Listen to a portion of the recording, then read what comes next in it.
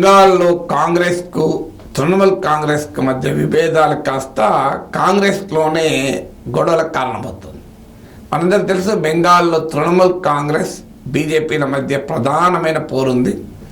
Congress party తృణమూల్తో కొంత చర్చలు జరిపిన ఇండియా కూటమిలో భాగంగా తృణమూల్ కాంగ్రెస్ కుదరలేదు. 2 సీట్లు మించి ఇవ్వటానికి మమతా సిద్ధపడలేదు.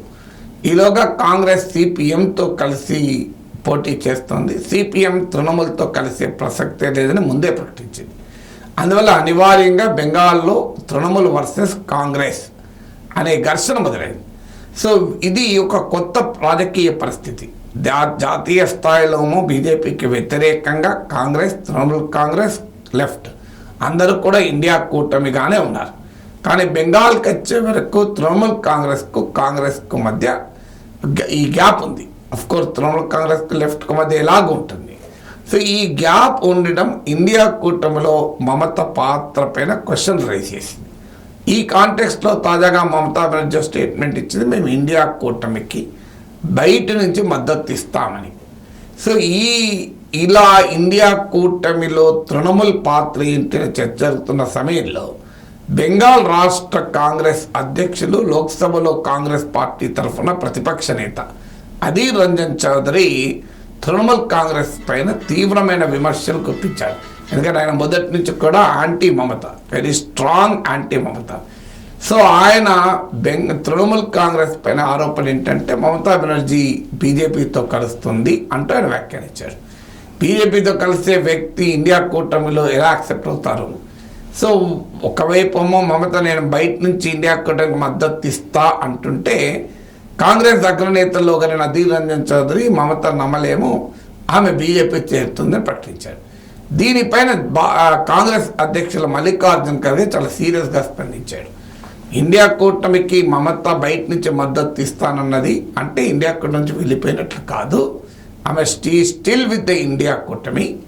సో బయట నుంచి మద్దతు ఇవ్వడం కొత్త ఏం కాదు కదా. 2004లో యూపీఏ 1 కూడా కమ్యూనిస్టులు బయట నుంచి మద్దతు ఇచ్చారు. సో అందువల్ల మమత ఇండియా కూటమిలో భాగమే అని మల్లికార్జున్ ఖర్గే స్టేట్మెంట్ ఇస్తూ ఈ విషయం నచ్చకపోతే ఎవరైనా వెళ్ళిపోవచ్చు అంటూ అధీర్ రంజన్ చౌదరిని ఉద్దేశించి ప్రత్యక్షంగా పరోక్షంగా కామెంట్ చేశారు. ఎందుకంటే ఇంకో మాట కూడా అన్నాడు, ఇండియా కూటమిలో ఎవరు ఉండాలి, ఎవరు ఉండకూడదు, బయట నుంచి మద్దతు ఇస్తే ఏం చేయాలి, ఇవన్నీ కాంగ్రెస్ అధిష్టానానికే వదిలేయాలి అంటే ఇండైరెక్ట్గా అధీర్ రంజన్ చౌదరి బెంగాల్ కాంగ్రెస్ అధ్యక్షుడు కూడా ఆయన, అది నీ పని కాదు, నీ పని నువ్వు చూసుకో అని చెప్పాడు. సో దీంతో అధీర్ రంజన్ చౌదరి మళ్ళీ రియాక్ట్ అవుతూ, ఏది ఏమైనా మమతపై నా పోరాటం ఆగదు, నా కాంగ్రెస్ పార్టీని కాపాడుకోవటానికి నా రాజకీయ మనుగడ కొరకైనా నేను మమతతో పోరాడుతూనే ఉంటాను అన్నాడు. అంటే బెంగాల్లో కాంగ్రెస్ వర్సెస్ మమత కాస్త ఢిల్లీలో కాంగ్రెస్లోనే కాంగ్రెస్ వర్సెస్ కాంగ్రెస్గా మారింది. ఎందుకంటే ఈ పార్టీలో రాష్ట్ర స్థాయి రాజకీయ అవసరాలు, జాతీయ స్థాయి రాజకీయ అవసరాల మధ్య ఈ ఘర్షణ ఉంటుంది. ఇప్పుడు కేరళలో ఎన్నికల సమయంలో కూడా జరిగింది. కేరళలో రాహుల్ గాంధీ వర్సెస్ పినరాయి విజయన్ నడిచింది, ప్రియాంక గాంధీ వర్సెస్ పినరాయి విజయన్ నడిచింది. పినరాయి విజయన్ మోడీ మాతో కుమ్ముక్కయ్యాడు, బీజేపీ ఏజెంట్ అని చెప్పి ఏకంగా ప్రియాంక గాంధీ రాహుల్ గాంధీలు ఆరోపించారు. తెలంగాణ ముఖ్యమంత్రి రేవంత్ రెడ్డి కేరళ వెళ్ళి కూడా అదే ఆరోపించారు. సో అంత హైయెస్ట్ స్థాయిలో కేరళలో ఘర్షణ. ఎందుకంటే కేరళలో కాంగ్రెస్కు సిపిఎంకు మధ్యన ప్రధాన పోటీ. ఈ లోక్సభ ఎన్నికల తర్వాత అసెంబ్లీ ఎన్నికలు ఉన్నాయి, అది ఇంకా ఎక్కువ డైరెక్ట్ కాన్ఫ్రంటేషన్ ఉంటుంది. అందుకే ప్రత్యక్షంగానే సిపిఎం నాయకత్వం కాంగ్రెస్ నాయకత్వం తలపడింది. అయినా అది ఢిల్లీలో ఇండియా కూటమి కాంగ్రెస్ లెఫ్ట్ రిలేషన్స్ ఏం ఎఫెక్ట్ కాలే. అందువల్ల state wide compulsions, national political compulsions మధ్య రాజకీయ పార్టీలు, జాతీయ పార్టీలు ప్రధానంగా బ్యాలెన్స్ చేసుకోవాలి. ఆ బ్యాలెన్స్ చేసుకోవడంలో కాంగ్రెస్ పార్టీ పడుతున్న ఇబ్బందుల వలన ఈ గందరగోళం. బెంగాల్లో ఖచ్చితంగా మమత కాంగ్రెస్ మధ్య ఘర్షణ ఉండొచ్చు, మమతకు సిపిఎంకి మధ్య కూడా ఘర్షణ ఉంటుంది. కానీ జాతీయ స్థాయి రాజకీయ లక్ష్యం వేరు కదా. జాతీయ స్థాయి రాజకీయ లక్ష్యం వచ్చినప్పుడు బీజేపీకి వ్యతిరేకంగా వీళ్ళంతా కలుస్తున్నారు. ఇప్పుడు ఆంధ్రప్రదేశ్లో టీడీపీ, వైసీపీ రెండు పోయి బీజేపీకి మద్దతు ఇవ్వలేదా? సో అందువల్ల రాష్ట్ర స్థాయిలో వైసీపీ, టీడీపీ ఎంత కొట్టుకున్నా జాతీయ స్థాయిలో ఈ రెండు పార్టీలు కలిసి పనిచేసాయి. ఎందుకంటే వారి అవసరాలుగా భావించారు బీజేపీతో. అది రైటారాంగ తర్వాత సంగతి. కానీ రాజకీయ పార్టీలు ఆయా రాష్ట్రంలో ఒకటి దేశంలో ఒక విధానం తీసుకుంటున్నారు. దానికి ఇది ఒక ఉదాహరణ కదా.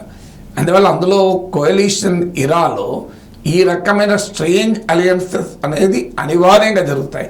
రాష్ట్రంలో ఒకటి, ఇంకో రాష్ట్రంలో ఒకటి, జాతీయ స్థాయిలో ఒకటి అని ఈ ప్రాక్టికల్ పొలిటికల్ రియాలిటీని ఎవరు కాదనలేరు. అందువల్ల ఇలా 42 సీట్లున్న బెంగాల్లో డామినెంట్ యాంటీ బీజేపీ ఫోర్స్ అయిన తృణమూల్ కాంగ్రెస్ వదులుకోలేదు. అదే సమయంలో అధీర్ రంజన్ చౌదరి బెంగాల్ రాష్ట్ర అధ్యక్షులు, ఆయన రాజకీయ ఉనికి ఉండాలి, మనుగడ ఉండాలి అంటే ఆయన మద్దతుతో పోరాడాలి. సో అందువల్ల జాతీయ కాంగ్రెస్ కోమో మమత అవసరము, రాష్ట్ర కాంగ్రెస్ కో మమతతో పోరాడడం అవసరం. కానీ అది జాగ్రత్తగా బ్యాలెన్స్ చేయకుండా ఖర్గే వర్సెస్ అధీర్ రంజన్ చౌదరిగా ఫైట్ నడవడం కాంగ్రెస్ పార్టీకి నష్టం కలిగిస్తుంది.